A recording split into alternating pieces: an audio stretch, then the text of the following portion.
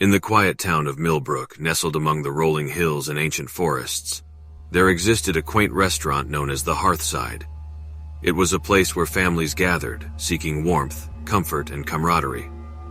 However, one fateful evening, the sanctity of this cherished establishment would be shattered by an encounter that would forever change the lives of a seemingly ordinary family. The Harrison family, consisting of David, the father, Sarah, the mother, and their two children, Lily and Ethan, sat around a cozy booth at the Hearthside. The restaurant was alive with the hum of chatter and clinking cutlery, a symphony of contented voices. The Harrison family was no exception, lost in conversation and laughter as they savored their meals. As they enjoyed their dinner, David excused himself to visit the restroom, leaving his family engrossed in conversation. Walking through the dimly lit corridor, he accidentally bumped into a lone man seated at a table, his meal half-eaten. Startled, David quickly apologized, his face flushing with embarrassment. The man's response, however, sent a chill down David's spine. The stranger's eyes bore into him, pure hatred radiating from his gaze.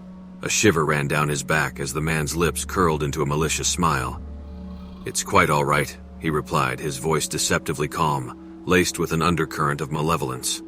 Disturbed by the encounter, David hurried to the restroom, trying to shake off the unsettling feeling that lingered. He splashed water on his face, his heart still racing. The image of the man's eyes burned into his mind, a reminder of a gaze that seemed to promise something far darker than simple resentment. Rejoining his family at the table, David decided not to share the strange encounter with them, not wanting to dampen the mood of their evening. The Harrison family continued their meal, the laughter and chatter resuming as if nothing had happened. As the evening waned and plates were cleared, the family paid their bill and rose from their seats. They headed to the parking lot, the night air crisp against their skin. David kept a cautious eye out for the man he had bumped into earlier, his unease lingering just beneath the surface. However, as they reached their car, the sight that greeted David sent a wave of terror crashing over him. The man stood there, leaning against their vehicle, a sinister smile etched across his face. The parking lot was nearly deserted, and the only sound was the distant hum of traffic. David's heart raced as he motioned for his family to stay back, a surge of protectiveness overwhelming him. "What do you want?" he demanded, his voice quivering with a mixture of fear and anger. The man's grin only widened, his eyes gleaming with malice. "You bumped into me," he replied, his tone dripping with sinister satisfaction. "You are making me do this. Why are you making me do this?" David's mind raced, his instincts urging him to flee with his family. He reached for his phone, intending to call the police, but the man's hand shot out, knocking the phone from his grasp. Panic surged within David, his breath coming in shallow gasps as he realized the danger they were in. The man's demeanor shifted from smug satisfaction to an unnerving calmness. He advanced toward David, his steps deliberate and calculated.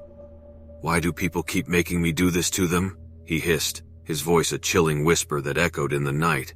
Desperation fueled David's actions. He lunged at the man, tackling him to the ground with a fierce determination.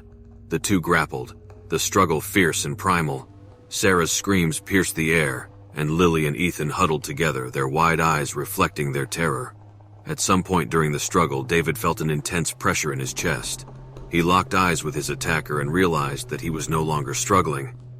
David felt a great sense of relief as he saw the man stand up with something in his hand and started relaxing his entire body. Slowly, even sleepily, shutting his eyes for just a moment. The man stood up with the blood-soaked knife grasped firmly in his hand. He stood there for a moment staring at David's still body and mumbling something to himself before turning to face the rest of David's family. "Why did he make me do that?" he yelled, hatred in his eyes and spit flying out of his mouth as he walked towards them. "Why do people keep making me kill them?" he screams. Then he diverts his glaze and starts almost mumbling to himself. "Over and over again, they just keep making me do it over and over again," he says angrily as he walks away. Sarah, Lily, and Ethan run over to David. Unfortunately, it is already too late. Blood has completely soaked his shirt and he has stopped breathing. The man had stabbed him directly in the heart.